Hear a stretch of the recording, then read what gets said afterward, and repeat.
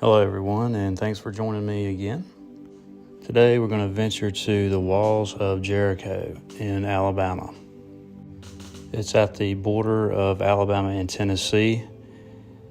The hike is 3.5 miles down, 1,400 feet, then back up, so it's a 7-mile round-trip hike.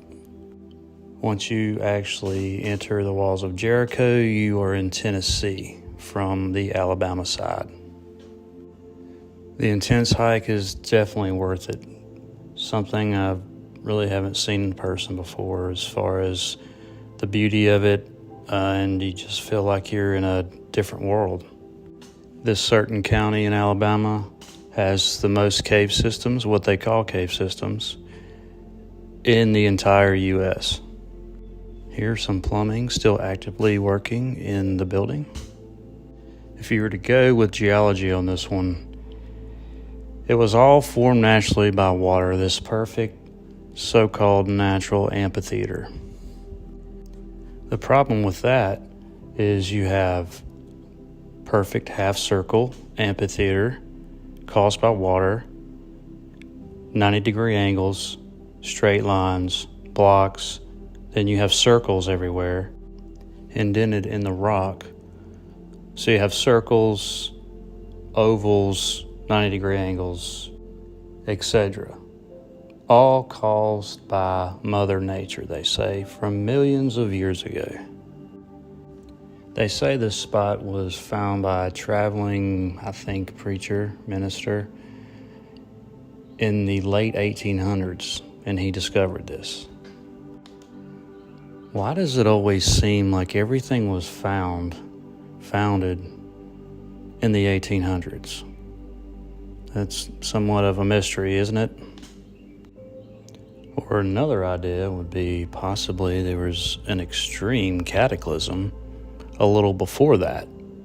I don't know how much before 1800s or say 1700s, but it would make sense that that's why everybody's finding everything and digging stuff up now.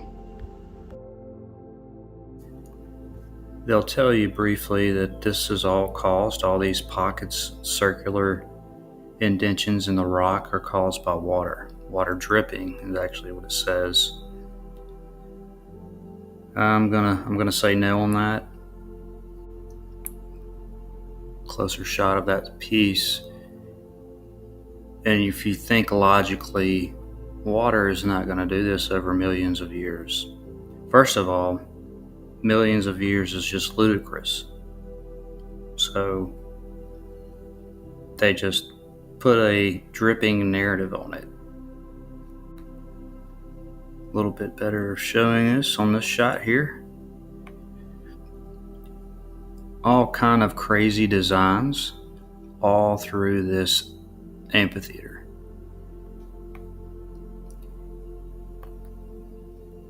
Now, if you have water that's supposedly eroding this rock over millions of years, how does it erode in circles and in 90-degree angles and blocks and squares, rectangles?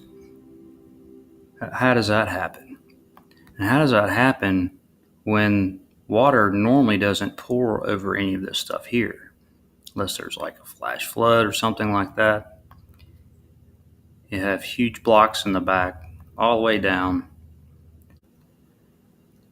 So just an immense, what they say is a natural amphitheater.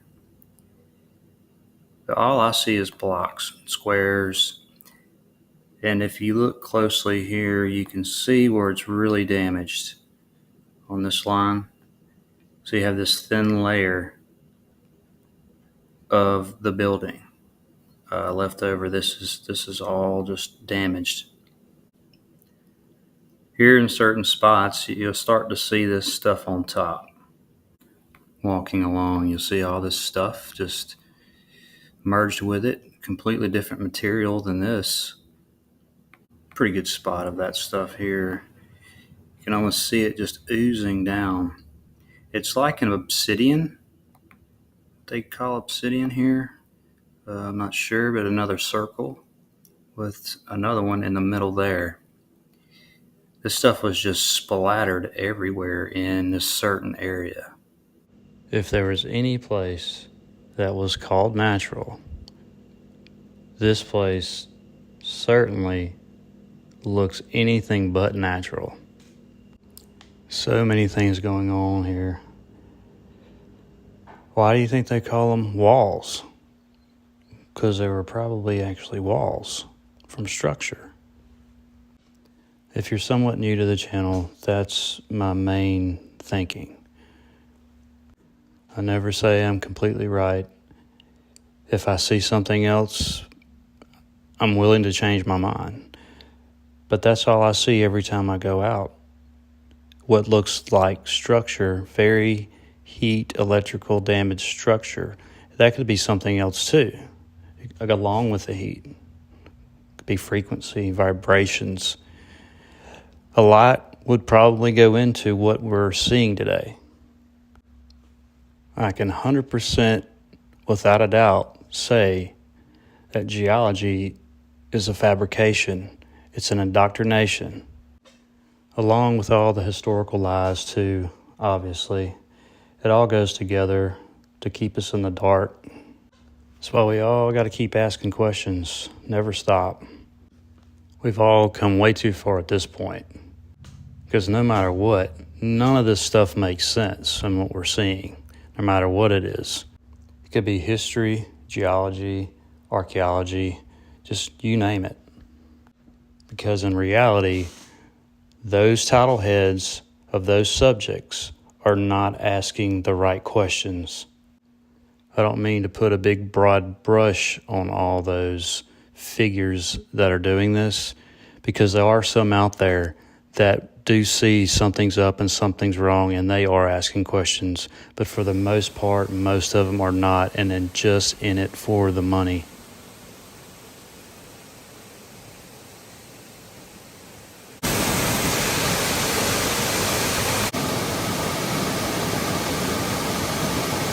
Massive walls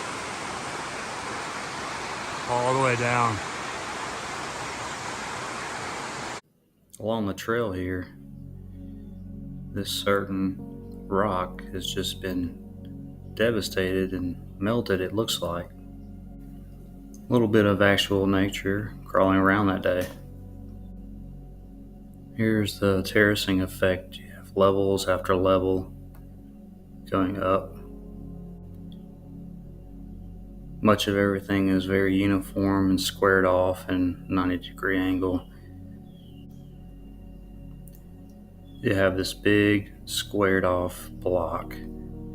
But here in the middle you have this circular piece. Possibly went all the way around it at one time. Maybe melted off. Very damaged it looks like, but definitely not natural.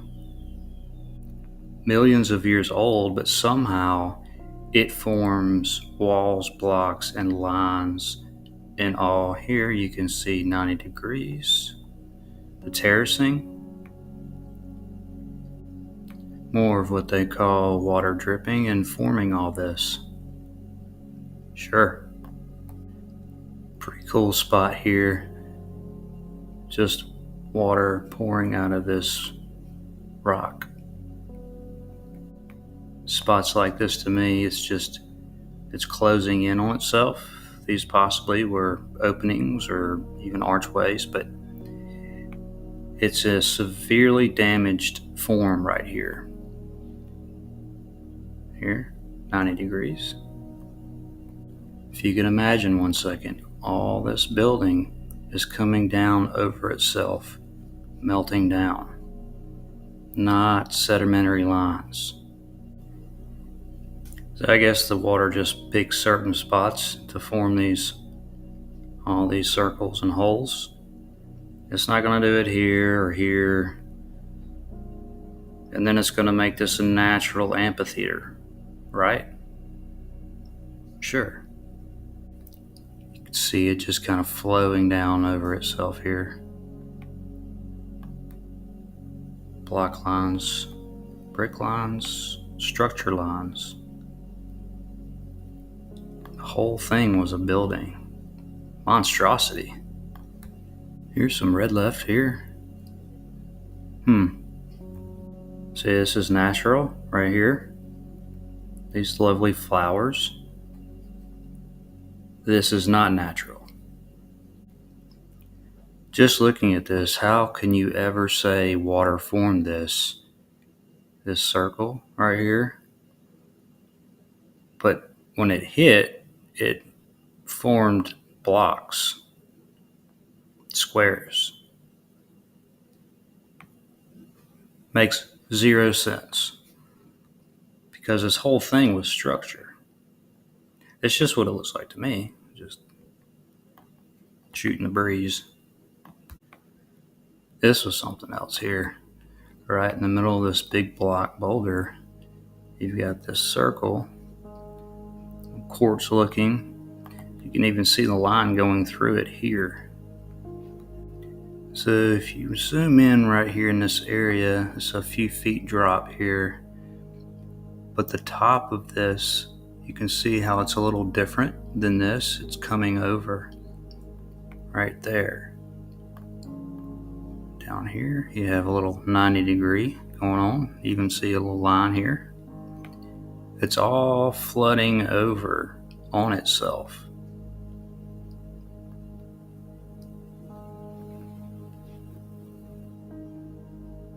Melting. I've seen this design before. Something shaped like this, like a big iron piece or something, but I can't recall what it was or where I saw it. Again, though, how is water doing this? Why didn't it do it here and here and here? You have these lines, obvious lines, everywhere. Something else they say was carved from water, even though this, when it doesn't rain much, this doesn't even exist. There's no water coming through here, and somehow it carved all this out like this. Pretty insane that they tell us that this is natural over millions of years. I mean, all you have to do is just think a little bit. Doesn't matter really what you think this is, but come on, it's not natural. Let's just get over that. These were somewhat prevalent in a lot of the boulders and rocks around there. Perfect circles. Looks like it's quartzed up maybe around here. This one possibly was like this, whatever it was, and it's just a little bit more damaged. Have it all back here. Looks like oozing, another circle. Right behind that area, you've got this almost thin layer of that same material. Real glassy.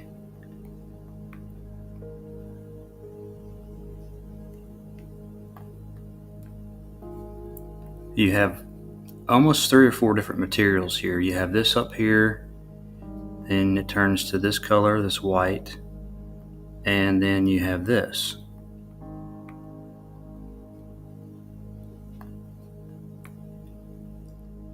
Looks like from an extreme heat event. This is not millions of years old.